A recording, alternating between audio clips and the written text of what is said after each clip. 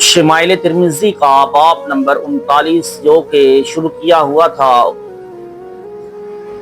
اس میں حضور اقدس صلی اللہ علیہ وآلہ وسلم کے سونے کا طریقہ کا بیان شروع تھا۔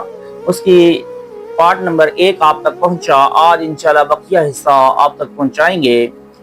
سونے کے مکروہ اوقات۔ سونے کے چند مکروہات ہیں۔ نماز عصر کے بعد سونا، اس سے عقل میں فطور آ جاتا ہے۔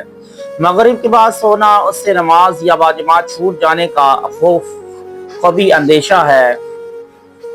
صبح کے وقت سونا، اس سے رزق میں تنگی آتی ہے۔ رسول کریم صلی اللہ علیہ وآلہ وسلم نے فرمایا، جب تک سونا رزق میں کمی لاتا ہے، صبح تک سونا رزق میں کمی لاتا ہے۔ صبح تک سونا ایسے شخص کو شیطان سلاتا ہے اور اس کے کان میں پیشاب کرتا ہے۔ نماز عشاء کے بعد طویل گفتگو کرنا، قصہ کہانی سنانا اور فضول باتیں کرنا ممنوع ہے۔ اس کی وجہ سے یہ ہے کہ صبح کی نماز باجماعت چھوٹ جانے کا قوی اندیشہ ہوتا ہے۔ تاہم نہایت مختصر اور حسب ضرورت بات کرنے میں کوئی مذائقہ نہیں ہے۔ نماز عشاء کے بعد دینی گفتگو کرنا، درس قرآن منعقد کرنا، درس حدیث کا اہتمام کرنا اور مذہبی کتب کا مطالعہ کرنا جائز ہے، تاہم فجر کی نماز باجماعت پڑھنے کو یقینی بنایا جائے۔ نماز عشاء اور دوپہر کے کھانے کے بعد مختصر سونے کو قیلولہ کہا جاتا ہے، جو مسنون ہے۔ حضرت سعید بن جبیر رضی اللہ تعالی عنہ کا بیان ہے کہ دوپہر کے وقت سونا اچھی عادت ہے۔ حضرت انس رضی اللہ تعالی عنہ کا بیان ہے کہ حضرت ام سلمہ رضی اللہ تعالی عنہا آپ صلی اللہ علیہ وآلہ وسلم کے لیے چمڑے کا بستر لگا دیتی تو آپ اس پر قیلولہ کرتے تھے۔ چونکہ جمعہ مبارک کے دن نماز جمعہ کے بعد کھانا مسنون ہے، اس طرح جمعہ کے دن نماز جمعہ کے بعد قیلولہ کرنا مسنون ہے۔ حضرت سہیل بن سعد رضی اللہ تعالی عنہ کا بیان ہے کہ ہم رسول کریم صلی اللہ علیہ وسلم کے ساتھ پہلے نماز جمعہ پڑھتے تھے، پھر قیلولہ کرتے تھے۔ مسافر اور معتکف وغیرہ مسجد میں ہو سکتا ہے، لیکن مقامی شخص یا غیر معتکف کا مسجد میں سونا درست نہیں ہے۔ اس بارے میں چند روایات حسب ذیل ہیں۔ حضرت انس رضی اللہ تعالی عنہ کا بیان ہے کہ ابو طلحہ انصاری رضی اللہ تعالی عنہ نے حضور نبی رحمت صلی اللہ علیہ وآلہ وسلم کو مسجد میں کروٹ پر لیٹے ہوئے دیکھا۔ حضرت عبداللہ بن عمر رضی اللہ تعالی عنہما کا بیان ہے کہ میں زمان رسالت میں غیر شادی شدہ نوجوان مسجد میں سویا ہوتا تھا۔ حضرت ابو ذر غفاری رضی اللہ تعالی عنہ کا بیان ہے کہ ہم رسول اللہ صلی اللہ علیہ وآلہ وسلم کی خدمت میں مصروف رہتے تھے، جب آپ خدمت سے فراغت حاصل کرتے تو مسجد میں آ کر سو جاتے تھے۔ حضرت عبداللہ بن عباس رضی اللہ تعالی عنہما کا بیان ہے کہ جو شخص مسجد میں نماز کے ارادے سے نہ سوتا ہو، اس کا سونا مکروہ ہے، یعنی نماز کے ارادے کے بغیر مسجد میں سونے کی اجازت نہیں ہے۔ فقہاء احناف کے مطابق مسافر و معتکف کے علاوہ کسی کا مسجد میں سونا مکروہ ہے، تاہم متبادل انتظام نہ ہونے کی صورت میں دینی طلباء کا مسجد میں سونا جائز ہے، کیونکہ یہ دینی مسافر اور رسول کریم صلی اللہ علیہ وآلہ وسلم کے مہمان ہوتے ہیں۔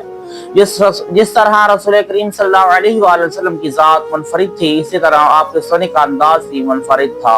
اس بارے میں امام اہل سنت اعلی حضرت فاضل بریلوی قادری رحمۃ اللہ تعالی علیہ کا عمل دلیل ہے کہ آپ سوتے وقت ہاتھ کی انگوٹھی کو شہادت کی انگلی پر رکھ لیتے تھے تاکہ انگلیوں سے لفظ اللہ بن جائے۔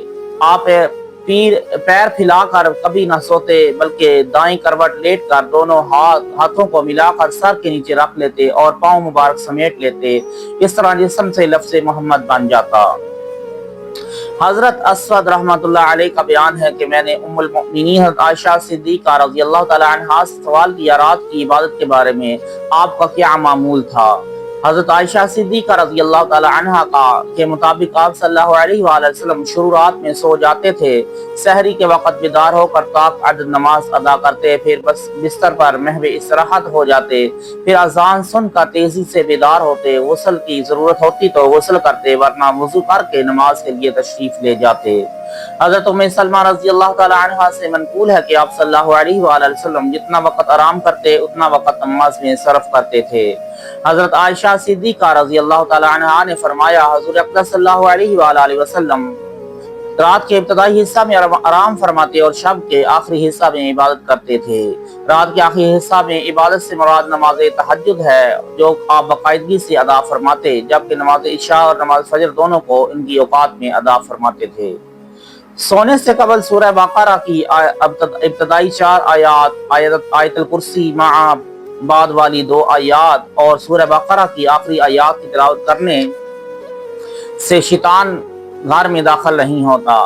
हजरत अब्दुल्ला बिन मसऊद रज़ी अल्लाह ताला अन्हु से मनकूल है कि हजूर रिसालत मआब सल्लल्लाहु अलैहि वसल्लम ने फरमाया, जो शख्स सूरह बकरा की पहली 4 आयात, आयतुल कुर्सी उसके बाद वाली 2 आयात और सूरह बकरा की आखिरी 3 आयात की तिलावत करेगा, उसके घर में शैतान दाखिल नहीं होगा।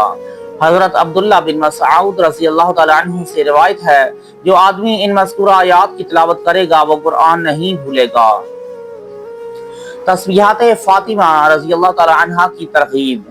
सोने से कबल तस्बीहात फातिमा रज़ी अल्लाह ताला अन्हा की तरगीब व अहमियत बयान की गई है। चक्की पीसने, घरेलू अमूर सर अंजाम देने और दीगर मसरूफियात की वजह से खातून जन्नत हज़रत फातिमा तो ज़हरा रज़ी अल्लाह ताला अन्हा के नाज़ुक हाथों में छाले पड़ जाते थे।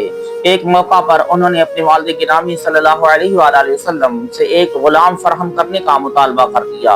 आपने फरमाया, तुम्हारे लिए गुलाम से बेहतर ये अमल है कि रात के वक्त सोने से कबल ये वजीफा पढ़ लिया करो। 33 बार अल्लाह अकबर, 33 बार सुबहान अल्लाह और 33 बार अल्हम्दुलिल्लाह। एक रवायत के मुताबिक 34 बार अल्लाह अकबर पढ़ने की तरगीब दी। इस तरह तस्बीहात की तादाद 100 हो जाएगी। एक रवायत में मनकूल है कि रसूल करीम सल्लल्लाहु अलैहि वसल्लम ने अपनी साहबजादी हज़रत फातिमा रज़ी अल्लाह ताला अन्हा से फरमाया, मैं तुम्हें ऐसा अमल न बताऊं जो सिर्फ ऊँटों से बेहतर हो। अर्ज किया, जी हाँ जरूर, इरशाद फरमाएं। आपने फरमाया, सोने से कबल 100 बार ये तस्बीहात पढ़ लिया करो। 33 बार अल्हम्दुलिल्लाह, 33 बार सुबहान अल्लाह और 34 बार अल्लाह अकबर। इन तस्बीहात को तस्बीहात फातिमी कहा जाता है, जिनके पढ़ने से हर रात 1000 नेकी का अजर और सवाब अता किया जाता है। आदाब नवाम के हवाले से 3 अहम मसाइल को हमेशा पेश नजर रखना चाहिए। 2 मर्दों को बरहना एक कपड़ा ओढ़ कर सोना नाजायज है, ख्वाह एक मर्द बिस्तर के एक किनारे पर हो और दूसरा दूसरे किनारे पर हो। इसी तरह बरहना 2 औरतों का एक कपड़ा ओढ़ कर सोना भी नाजायज है। बालिग होने पर लड़के और लड़की का बिस्तर अलग कर दिया जाए। लड़का अपनी माँ या बहन या गैर औरत के साथ हरगिज़ न सोए। अपनी बीवी या बांदी के साथ सो सकता है, बल्कि ऐसा लड़का अपने हम उम्र लड़कों या मर्दों के साथ भी ना सोए। जब मियाँ बीवी इकट्ठे चारपाई पर सोएं तो बालिग लड़के को अपने साथ हरगिज़ न सुनाएं। बालिग और शहवत वाला लड़का मर्द के हुक्म में आता है। सोने के हवाले से चंद आदाब। सोने के हवाले से चंद अहम इस्लामी आदाब हस्बे झैल हैं। सोने से पहले वुजू करना, मसवाक करना, बेदार होने के बाद मसवाक करना, चिराग गुल करना, घर का दरवाजा बंद करना, बाल बिखरे हों तो कंघी करना, सुरमा इस्तेमाल करना, बिस्तर को कपड़े से झाड़ना, दाएं हाथ को सर के नीचे रखना, दाएं करवट पर सोना, तकिया इस्तेमाल करना, तहारत और पीने वाले पानी का इंतजाम करना, जनाबत की सूरत में सोने से पहले वुजू करना, क़ज़ाए हाजत के बाद सोए तो हाथ मुंह धोना, सोने का लिबास अलग होना, क़ज़ाए हाजत के बाद सोए तो हाथ मुंह धोना, नमाज शाह पढ़ कर सोना, सोने का लिबास अलग होना, नमाज शाह के बाद फौरन सोना, तिहाई रात के बाद बेदार होना, नमाज तहज्जुद अदा करना, तिहाई रात